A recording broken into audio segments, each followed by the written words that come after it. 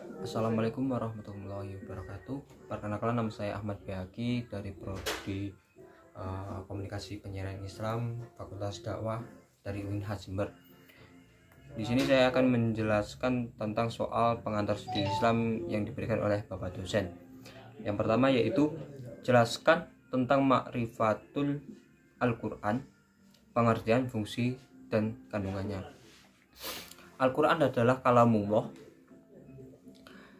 merupakan mukjizat yang diturun ke hati Nabi Muhammad SAW, diriwayatkan kepada kita secara mutawatir, dan membacanya adalah ibadah.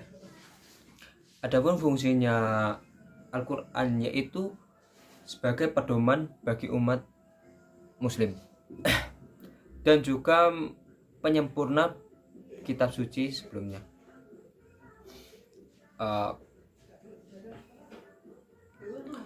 Kandungan Al-Quran adalah yaitu kaidah, ibadah, dan muamalah, hukum, sejarah Islam, tasawuf, dan akhlak.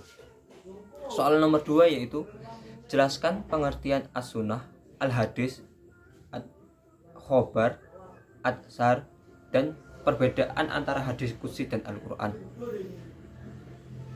Sunnah merupakan sumber hukum kedua Islam setelah Al-Quran. Sunnah adalah jalan yang ditempuh oleh Rasulullah dan para sahabatnya, baik ilmu, keyakinan, ucapan, perbuatan, maupun penetapan.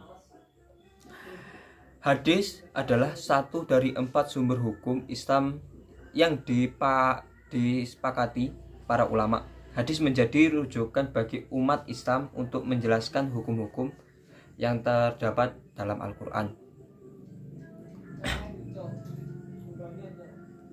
Khabar menurut bahasa merupakan dengan makna hadis, yakni segala berita yang disampaikan oleh seseorang kepada orang lain. Sedangkan pengertian khabar menurut istilah antara satu ulama dengan ulama lainnya berbeda pendapat.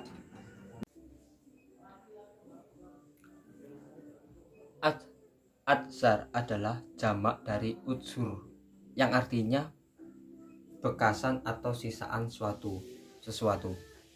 Para mufakoh menggunakan istilah ini untuk berkataan dari ulama salaf, tabi'in, sahabat, dan lainnya. Asar kadang dianggap lebih umum dibanding hadis dan khabar. Perbedaan Quran dan hadis qudsi yaitu Al-Quran adalah mukjizat yang abadi hingga hari kiamat, bersifat tantangan bagi yang mengingkar untuk membuat yang serupa dengannya. Sedangkan hadis qudsi tidak untuk menantang dan tidak pula untuk mukjizat.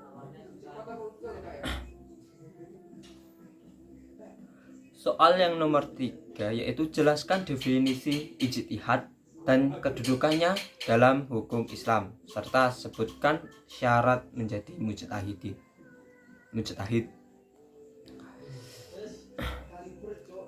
Ijtihad adalah bagian penting dalam hukum Islam.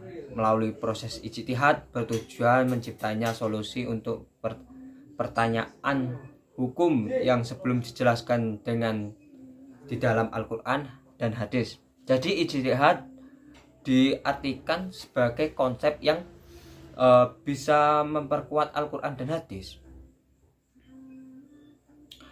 Kedudukan ijtihad dalam sumber hukum Islam adalah sebagai penentu hukum setelah Al-Quran dan hadis. Apabila dalam Al-Quran dan hadis tidak ditemukan secara jelas dan rinci mengenai hukum yang dimaksud, maka berijtihad. Persyaratan menjadi mujtahidin yaitu yang pertama yaitu mengerti isi kandungan Al-Quran, yang kedua paham hadis, yang ketiga yaitu pintar bahasa Arab, yang keempat yaitu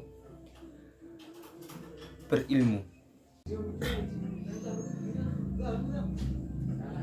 soal nomor 5 ada 2, yaitu jelaskan dasar berfilsafat dalam Islam. Yang kedua yaitu bagaimana implementasi tasawuf dalam era modern saat ini. Yang pertama, jelaskan dasar filsafat dalam Islam. Filsafat pada dasarnya adalah sebuah pencarian kebenaran akhir, sekaligus juga merupakan keyakinan dan berakal pada kebutuhan praktis manusia. Yang kedua yaitu bagaimana implementasi tasawuf dalam era modern saat ini, yaitu dengan cara seperti sebuah HP itu banyak fungsinya. Maka dari itu mari kita membuka dakwah, terus ceramah-ceramah yang ada di YouTube maupun di TikTok. Ya, sekian dari saya. Assalamualaikum warahmatullahi wabarakatuh.